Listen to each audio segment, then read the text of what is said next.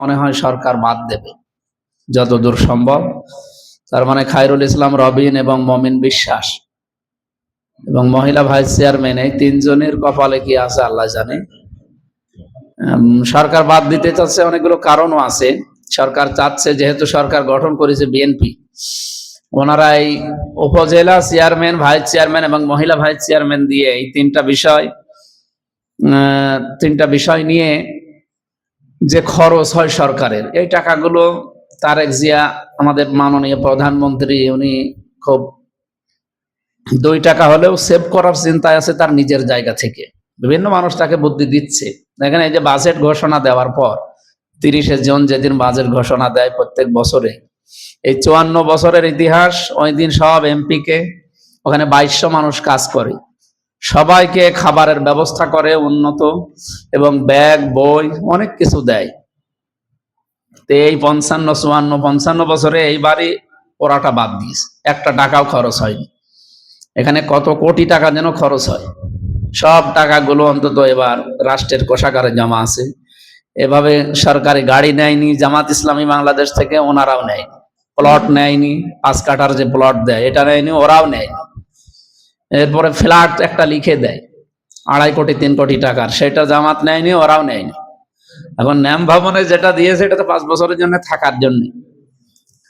বিএনপির যত এমপি আছে তার ভেতরে 245 জনের, আমার মনে হয় 100 জনের উপরে আমি কথা বলি, ওরা খুব আফসোসে আছে যে আপনি আমির সাহেবকে একটু বলেন না যে একটু নিলে কি হয়, ওনারা নিলে আমরাও তো একটু নিতে পারি, জীবনে আবার এমপি হব কিনা।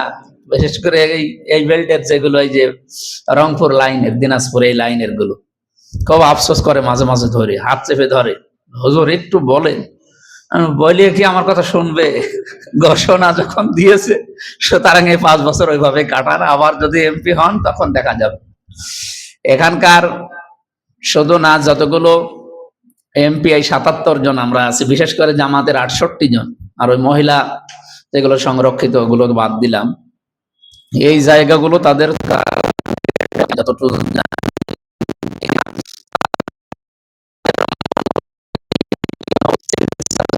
এই মানুষগুলোকে এখানে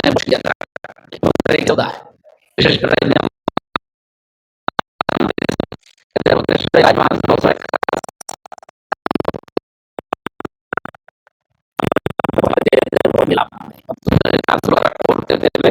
ওইভাবেই তারা চালাচ্ছে।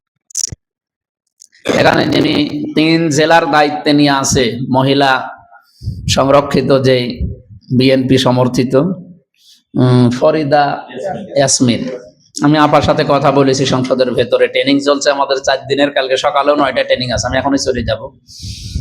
আপা বলছিল যে আমাদের ভেতরে অনেক গ্রুপিং, তো এই জন্য আপনাদের ভালো হয়েছে। তো এই ভালো হয়েছে, এই কাজটা আমরা কাজে লাগাতে চাই।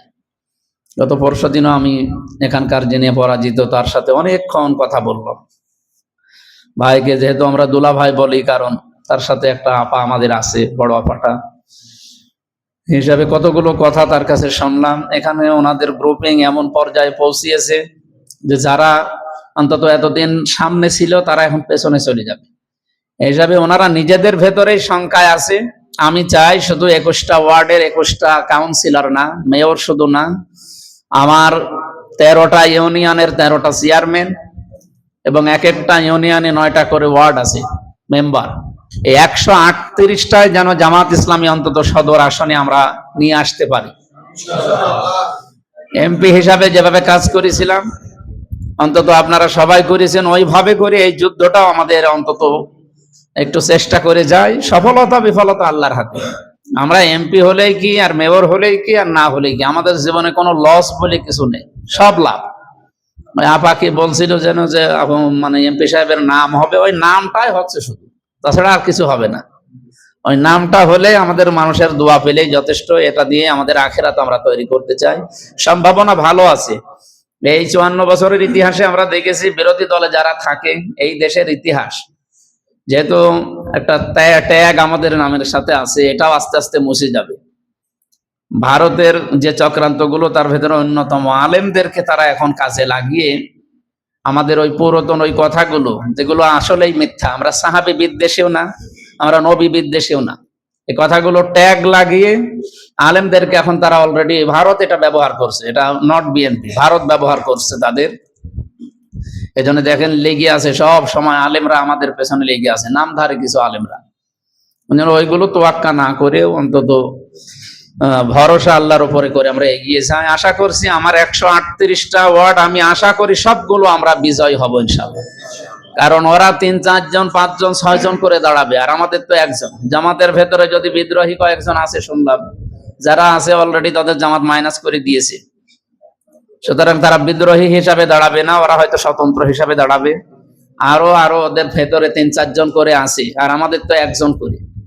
এই যে ওর ভোট হচ্ছে 4900, সেখানে ওরা যদি 5 জন দাঁড়ায় বা 3 জন দাঁড়ায়, বিদ্রোহী থাকবে আর 1-2 জন, আর এই তো একজন। আমার মনে হয় 1-1.5 হাজার ভোট হইলে এ বেরিয়ে আসতে পারবে ফয়সালের মতো। এরকম যার যে অবস্থানে আছে, যে জায়গায়, এইভাবে ওরা 5 জনে 5000 টানলে, আপনি 1500 টানলে হয়ে যাবে ইনশাল্লাহ। আশা করেছে বিজয় আসবে আমাদের। ঠিক আছে, দোয়া চাই আপনাদের জন্য, দোয়া করি। কালকে সকাল 9টায় এমপিদের অনুষ্ঠান আছে এমপি হোস্টেলে, এরপরে আবার 3টা থেকে একাধারে শুরু 16 তারিখ পর্যন্ত। 16-র পরে 1 মাস ছুটি থাকবে। আমার একটা সফর আছে মালয়েশিয়া 5 দিনের, এরপরে আমরা 1 মাসের ভেতরে যত জায়গা আছে ইনশাল্লাহ আপনাদের সাথে থাকবো। আর যতগুলো কাজের তালিকা এখন লিখে নিলেন, অন্তত একটাও